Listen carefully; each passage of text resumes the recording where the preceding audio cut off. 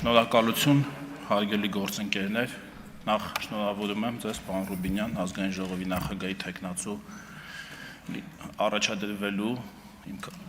քաղաքացիական պայմանագիր խմբակցության կողմից եւ նաեւ շնորհակալություն եմ հայտնում ձեզ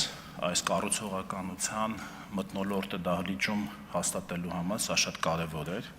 եւ ցանկանում եմ միանգամից անցնել բովանդակությանը, ինչի մասին է լինելու 9-րդ գումարման խորհրդարանի քննարկման հիմնական հարցը, որ հարցն ենք, ընդհանրապես մենք ինչ հարց ենք հիմա քննարկում, կարող եք ասել։ Քանի թուրք ես տեսել Թուրքիայում, քանի ռուս ես տեսել Ռուսաստանում, քանի անգլիացի Անգլիայում, այս ինչի մասին է, Սակալովը ինչ է անում, Թրիփը ինչի համար է, այս ինչ հարցեր են, ժողովուրդ ջան։ Այս հարցերը մեկ հարցի հացանցյալ հարցերն են։ Եվ 9-րդ գումարման ազգային ժողովը քննարկելու է ընդամենը մեկ հարց։ Հայաստանի Հանրապետության արտաքին քաղաքականության հիմնական հարցը, եւ այդ հարցը հետեւյալն է։ Ճակերտները բաց։ Ռուսաստանից ինչ աստիճանի անկախ արտաքին քաղաքականություն կարող է վարել Հայաստանը։ Վերջ։ Այս հարցն ենք մենք քննարկում։ Այս հարցն է երկու օր դրված քննարկման եւ այսպես էլ շարունակվելու է տարբեր ձևակերպումներով։ Քանի թուրք ես տեսել Թուրքիայում։ Ինչի՞ այդ հարցը այդքան քննարկվեց, երեք դարձավ տենց հումորի առարկա, տենց մեմերի առարկա, ինչու՞։ Որովհետեւ դա կտրած հարց է, դա կիսատ հարց է։ Առաջի մասը կտրած հանած է այդ հարցի, որովհետեւ անհարմար կլինի ամբողջական ձևակերպել։ Իսկ իրական հարցը հետևյալն է, առանց ռուսների իմացության քանի թուրք ես տեսել Թուրքիայում։ Առանց ռուսների իմացության, առանց ռուսներին տեղյակ պահելու, քանի թուրք ես տեսել, դա է նախադասությունը, բայց քանի որ չի ամոթ է տենց հարց ձևակերպել, ուղղակի առաջի մասը կտրել գցել են, մնացել է երկրորդ մասը, այսինքն բան չեն, երեխաներ չենք էլի, Հոյրանք այդպես հարցը չէին ձևակերպի, դա հասկանալի է, չէ՞ որ զավեշտալի հարց է, բայց ինչի՞ է զավեշտալի, որտեղ կիսատ է։ Կտրել գցել են ու չեն հաջողացնել նոր ձևակերպում տալ դրան։ Նույնը վերաբերում է Թրիփին։ Ինչ խոսակցություն, որ տեղի ունենա Թրիփի մասին, պարոն Մանուկյանն է, չէ՞, Սակալովը եկավ Թուրքերի շահերից հա բխում, այնտեղ կան ասում են Իսրայելի շահերից, Ադրբեջանի շահերից, Իրան, Թուրան, Չինաստան, ֆլան եւ ֆստան, բայց մեկը չի ասում, ինչի մասին է Թրիփը ընդհանրապես։ Եվ ինչի մասին է այդ խոսակցությունը։ Այդ խոսակցությունը հետեւյալի մասին է։ Ռուսաստանը ինչ աստիճանի պետք է մասնակցի Հայաստանի ապաշրջափակմանը, որը այն առաջի հարցի արձանցալ հարցն է։ Ես ցավում եմ, որ մենք այս հարցերն ենք քննարկելու, բայց սա է լինելու մեր քննարկման օրակարգը, եւ եթե սա է լինելու, եկեք բաց քննարկենք։ Ամաչելու բան չկա, քաշվելու բան չկա, ընդ որում ես նկատի չունեմ, որ դուք ինչ-որ հատուկ ուղարկած, ինչ-որ ներդրված այս հարցը տալ։ Ես համոզված եմ, այդ 4 հոգի այդ հարցը տվեց, չէ՞, քանի թուրք ես տեսել Թուրքիայում։ Ես համոզված եմ, իրանք չգիտեն, որ իրանք հարցրել են, թե առանց ռուսների իմացության քանի թուրք ես տեսել Թուրքիայում։ Իրանք դա չգիտեն, որտեղ իրանք ոչ թե այն պատճառով, որ իրանք այդ հարցը գրել տվել են, այլ ուղղակի իրանք այդ հարցը այնքան են լսել իրանք շրջապատում, իսկ իրանք շրջապատի մարդիկ այնքան են լսել ուրիշ շրջապատում, իսկ ուրիշ շրջապատի մարդիկ այնքան են լսել ուրիշ տեղերում, որ այդ կապը շղթան կորել է։ Դա այնքան արխետիպային հարց է արդեն դարձել վերջին 200 տարիների մեր քաղաքական մտքում, որ մենք էլ դա չենք նկատում, եթե շատ ուշադիր չնայենք, մենք չենք նկատի, թե ինչ խոսակցություն է գնում։ Արտաքին ազդեցությունից եք խոսում, չգիտեմ, ինչից եք խոսում, պարոն Կարապետյան, ես ուզում եմ հիշեցնել, այս հարցները շատ չքննարկվեց մեր մամուլում, մեր հանրային դիսկուրսում, պարոն Կարապետյան, Ռուսաստանի նախագահը ուղիղ եթերում Հայաստանի վարչապետին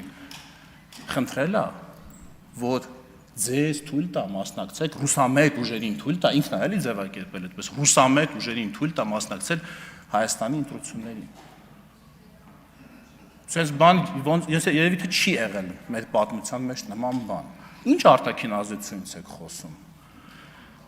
Այն ազդեցությունից, որ տարբեր ղեկավարներ, տարբեր պետությունների Ասել են, որ Նիկոլ Փաշինյանը շատ լավ ղեկավար է, կարծում են շատ լավ ղեկավար է, ասել են շատ լավ ղեկավար է։ Ինչ խնդիր կա։ Որ իրանց շահերը համընկնում է մեր կառավարության որդեգրած քաղաքականության հետ, հա, համընկնում է։ Հա, որտեվ բոլորն էլ ուզում են, որ Հայաստանը սեպից վերածվի կամուրջի մասնակցի համաշխարհային առևտրաշրջանառության, ճանապարհների ապաշրջափակում տեղի ունենա, դա բոլորի շահերից բխում է։ Այո, Թուրքիայի շահերից էլ է բխում։ Այո, Ադրբեջանի շահերից էլ է բխում, Չինաստանի, Թուրանի, ոնց եք ասում, չգիտեմ, Անգլիայի, ինչ պետություն ասեմ, որով որ տենց անունը տալիս եք, որ սենց ասեք, տեսեք, այս ովքեր են գալիս, ըստեղ ինչ անելու։ Այո, բոլորի շահերից բխում է, բայց կան պետություններ, որոնց շահերից չի բխում, բայց քանի որ process-ը անկասելի է, այդ պետությունները ցանկանում են ուղղակի մասնակցել process-ում, որովհետև չեն կարող այլևս կասեցնել այն։ Ուղղակի ցանկանում են մասնակցել այդ process-ում, ավելի մեծ մասնաբաժին ունենալ որոշումների կայացման մեջ։ Եվ նաև սրա վերաբերյալ է ինքնության մասին խոսակցությունը, ընկերներ ջան։ Հարգելի քաղաքացիներ, սրանից հետո երբ ձեզ կասեն ինքնություն, դուք հասկացեք արտաքին քաղաքականություն, որովհետև ինքնությունն է սահմանում շահերը եւ շահերն են սահմանում արտաքին քաղաքականությունը։ Այո, ինքնությունն է սահմանում շահերը։ Եվ երբ գալիս են այստեղ, չէ, սա գիտական բան եմ, էլի ասում, տենց շատ ժպտալու բան չկա, դա այդպես է։ Ըստ տեսություններից մեկի ամենատարածված, ըստ կոնստրուկտիվիստների, հա, շատ հետաքրքիր տեսություն է դա։ Ինքնությունն է սահմանում շահերը եւ շահերն են սահմանում քաղաքականությունը եւ արտաքին քաղաքականությունը մասնավորապես։ Եվ երբ որ այստեղ գալիս են ասում են մենք ուզում ենք պաշտպանենք մեր ինքնությունը, ընկերներ ջան, ինքնությունը բան չի, այդպես ոսկու ձուլակը չի սեղանին դրած, որ դնեք պաշտպանեք։ Ասենք մեկը չգա պրոբը փոխի, մեկը չգա արծաթով փոխի։ Ինքնությունը այդպես չի, ինքնությունը ապրող օրգանիզմ է։ Ինքնությունը չի կարող որևէ ազգի ինքնություն միշտ նույնը չի մնում, ասենք այսօրվա անգլիացին նույնը չի, ինչ 1000 տարի առաջվա անգլիացին է, 800 տարի առաջվա, ասենք Ռիչարդ Արարողցասիրտի ժամանակվա, 100-ամյա պատերազմի ժամանակվա, այսօրվա հայ ինքնությունը նույնը չի, ինչ Մադրասի առևտրական ինքնությունը։ Ճիշտ է, Մադրասի առևտրական ինքնությունն էլ կա աշխարհում, ոչ Մադրասում, ուրիշ քաղաքներում, այդ ինքնությունն էլ կա։ Գաղթել է, այլ ինքնությունները կարող են նաև գաղթել։ Բայց մենք պաշտպանելու ենք մեր պետական ինքնությունը, քաղաքացիական ինքնությունը եւ ոչ թե կայսրությունների կողմից կերտված էթնիկ ազգայնականության վրա հենված ինքնությունը, այլ քաղաքացիական ազգայնականության կամ քաղաքացիական ինքնությունը, քաղաքացիության ինքնությունը, այն ինչի հետ կապված, պարոն Կարապետյան, ձեր հորեղբայրը լուրջ խնդիրներ ունի, որովհետև ընդհանրապես մեկից ավել անձնագիր ունեցող մարդը, այդ որ խոսում եք ինքնությունից, ինքնության լուրջ հարցեր կա, որտեղ կարող են առաջանալ իրավիճակներ, որ